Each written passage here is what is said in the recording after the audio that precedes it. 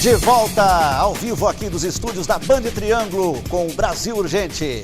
Olha só, para falar novamente sobre a mobilidade urbana, eu falo agora ao vivo com o Severino Israel, que está ao lado de uma especialista em mobilidade urbana, que também participa dos encontros que estão sendo feitos na região. Boa tarde, meu amigo Severino. Muito boa tarde para você também, Léo. Como você bem disse, eu estou aqui ao lado da doutora Denise Lapreia, ela que é especialista em trânsito, autora de um livro sobre o tema e também com coparticipação em outros quadros. Ela foi convidada pela Assembleia Legislativa e cedida pela Universidade Federal de Uberlândia para participar desse Fórum Técnico Mobilidade Urbana Construindo Cidades Inteligentes. No período da tarde, o assunto foi construindo o Plano Municipal de Mobilidade Urbana. Nós vamos conversar com a Denise para saber a participação dela, qual que foi a participação, o que ela espera desse seminário realizado na cidade de Uberlândia. Boa tarde, Denise. Boa tarde. Esse seminário é de suma importância porque existe uma lei que foi promulgada em 2012, a Lei da Mobilidade, que estabelece a Política Nacional da Mobilidade. Nesta lei, ele determina que os municípios acima de 20 mil habitantes devem, em 3 anos, apresentar o plano de mobilidade. Então, os municípios têm até o dia 15 de janeiro de 2015 para apresentar seu plano de mobilidade. E a Assembleia, então, vem mobilizar os municípios da Triângulo Mineiro para a discussão desse plano de mobilidade. Você sempre discutiu, sempre apresentou propostas para o município relacionadas à mobilidade urbana. Muitas ficaram na gaveta. Agora, com a participação da Assembleia, com esse decreto presidencial, você acha que pode mudar alguma coisa? Sim, se houver a participação da comunidade, isso é fundamental, que as pessoas participando, ela pode cobrar. Você não cobra aquilo que você não conhece. A participação vai te dar essa postura de fazer com que os planos, que são muitos realizados no Brasil e também em Uberlândia, saiam da gaveta, Então isso é fundamental. Não adianta nós termos planos se os planos não saírem para a realidade, se eles não resultarem numa implantação. Este é o fator fundamental da participação da comunidade. A metodologia que a Assembleia de Minas Gerais está trazendo, ela traz uma proposta de forma que haja definição de recursos para a implantação desses planos, Então isso já é um avanço no sentido que faz com que não adianta ter diretrizes muito amplas e não ter recursos para implantar. Então um plano realmente focado com recursos disponíveis é fundamental. Agora, a senhora falou a respeito de orçamento. É necessário orçamento para se fazer esse plano. O prazo dado pelo governo, 2015. Existe prazo suficiente para se fazer a alocação de recursos para realmente se fazer as mudanças necessárias numa cidade como Uberlândia, por exemplo? O plano ele tem validade por 10 anos, Ele deve ser revisto a cada 10 anos.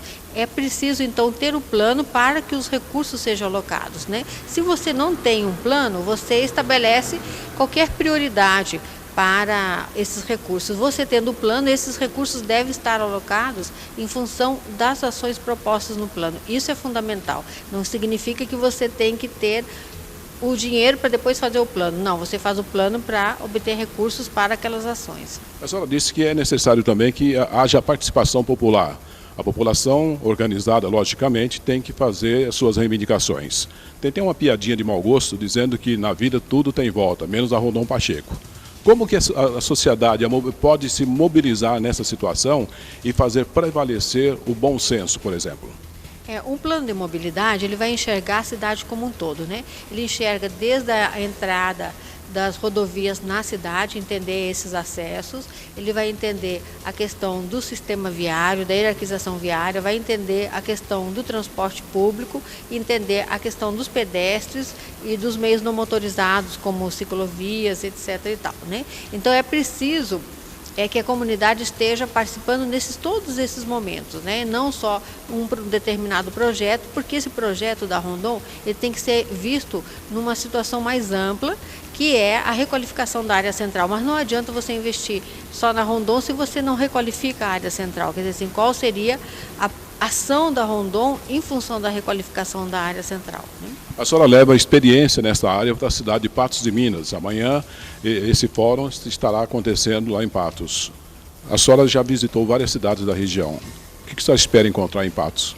Aí Patos é uma cidade, né, de 200 mil habitantes, ela está aproximadamente, né, com um projeto de mobilidade avançado, no sentido que você dá prioridade aos modais não motorizados, como bicicletas e pedestres. Então, quando você devolve a cidade para o cidadão, né, e não uma cidade voltada para o automóvel. Isso é o princípio fundamental do plano de mobilidade estabelecido pelo Ministério das Cidades, aonde a cidade deve estar servindo o homem e não ao automóvel.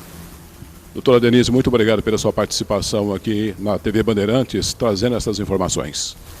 Nós que agradecemos a oportunidade de falar um tema fundamental, que o problema da mobilidade são os impactos que ela causa. E um deles muito forte é o crescente número de acidentes de trânsito que a gente vem enfrentando pela ausência de um plano de mobilidade.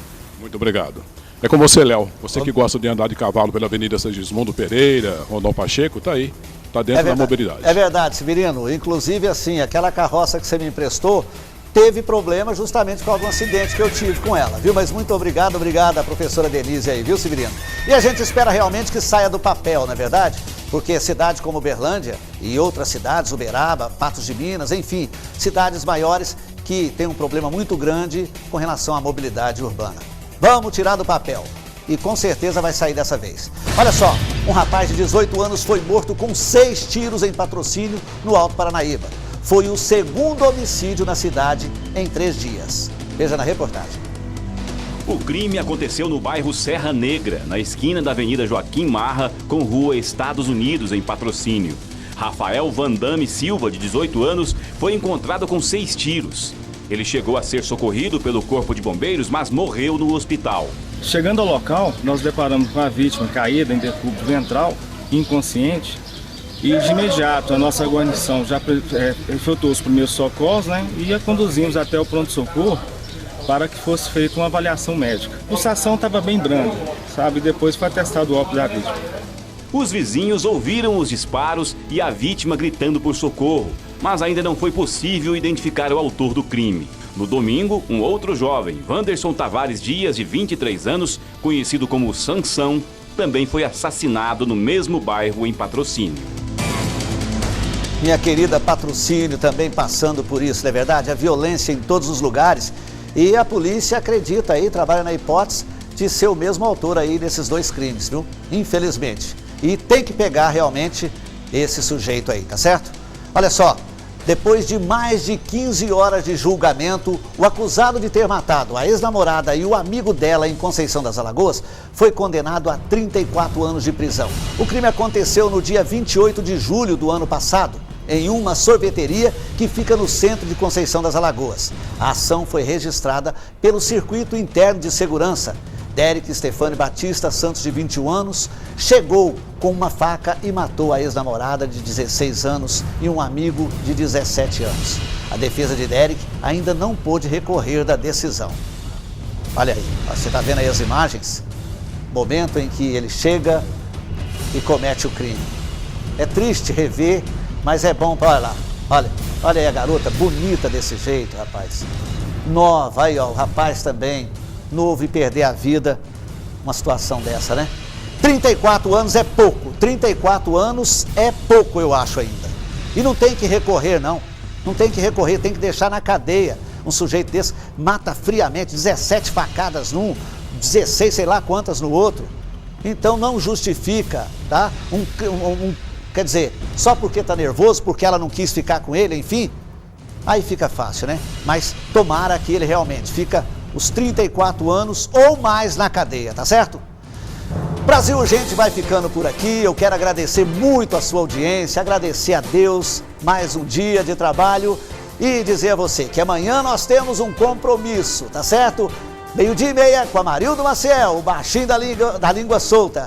E 4:45 da tarde, o compromisso é comigo aqui no Brasil Urgente. Agora você fica aí com José Luiz da Atena com as notícias do Brasil. Até amanhã, tchau, fique com Deus. Brasil Urgente Minas. Oferecimento Mota Serviços. Empréstimo rápido, fácil e seguro.